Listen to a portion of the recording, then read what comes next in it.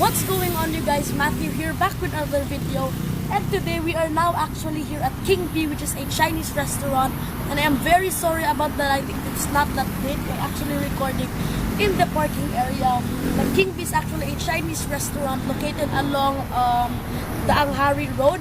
But anyway, we are now at King B, and it is actually Friday today. That is why we decided to eat at a restaurant. And we are now here at King B, and me and my dad actually made a new YouTube channel called Woody Boys Productions. Windy. So we made a new YouTube channel called Windy Boys Productions, and I'm actually using my new camera. As you can see here, this camera here. I am both using the camera that I'm recording on now, the point and shoot camera, and this action camera, the Supremo 4K. So in this video, I'll be recording with two cameras. The camera that I'm recording now is the point and shoot camera that I always use on most of in most of my vlogs, and this action camera, the Supremo 4K for some close-up shots.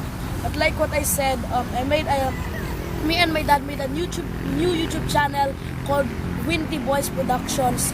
I'll put the links in the description down below. Definitely subscribe to that YouTube channel. But anyway, we are now going to head inside King B. So like what I said, guys, I am very sorry if the lighting is not that great. We're actually located in the parking area right now. But anyway, we are now gonna head inside the restaurant. Okay guys, so we are now here inside the restaurant, and my mom just got a seat. But we are now here inside the restaurant. So this is going to be the camera that I will be using for my close-up shots.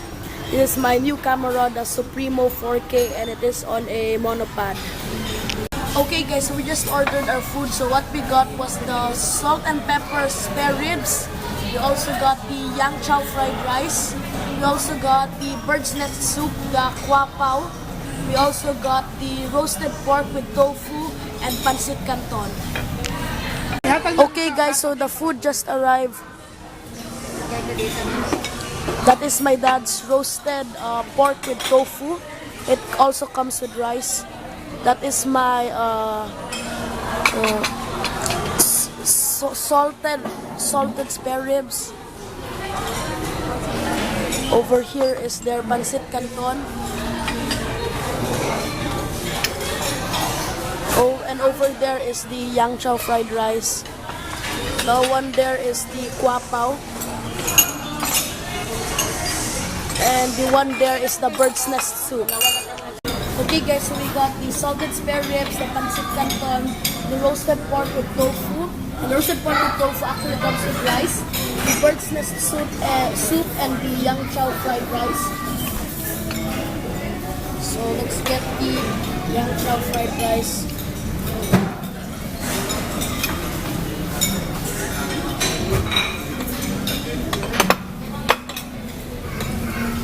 And let us get the salted spare ribs, and I don't know why the food has some hair strands on it. Yeah, even the fried rice and the spare ribs has random hair strands on it, but here's the salted spare ribs.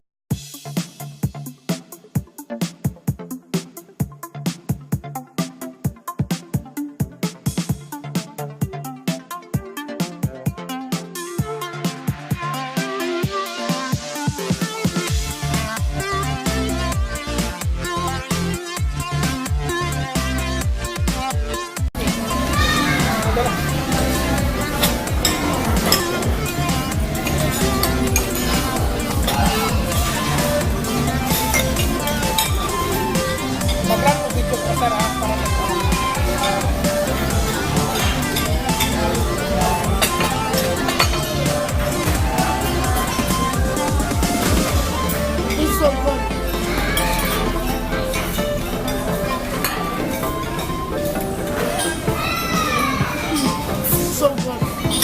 Absolutely amazing. I'll definitely recommend you to order the salted spare ribs and your yang chow fried rice. Okay guys, so we weren't able to finish the fried rice, the salted spare ribs, the pancit canton, the bird's nest soup, Northy Quapaw, so we weren't able to finish. So we are now going to bring that home. Okay guys, so we are now heading to the car because it's raining quite hard actually. Okay, so we are now inside the car. Just turn off on the light, but anyway guys, we are now done eating. I am so full. We weren't actually able to finish the food because the portion sizes at King B is actually quite big. Even though if you order the small sizes, the portion sizes are still quite big, but it was decently priced. But anyway guys, we are now gonna go home. That's gonna be it for this video guys. Don't forget guys to drop a big thumbs up for this video and subscribe. Thank you so much guys for watching, and I will see you in the next video.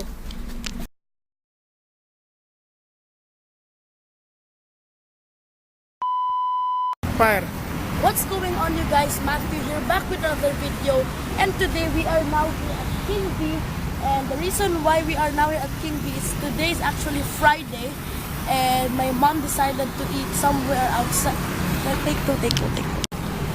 What's going on you guys? Matthew here, back with another video, and today we are now here at King B, and King B is actually a Chinese restaurant. It is actually Friday today, and my mom decided for us to eat at a Chinese restaurant, and King B is actually located in Santa Rosa, Laguna. Oh, where is it located?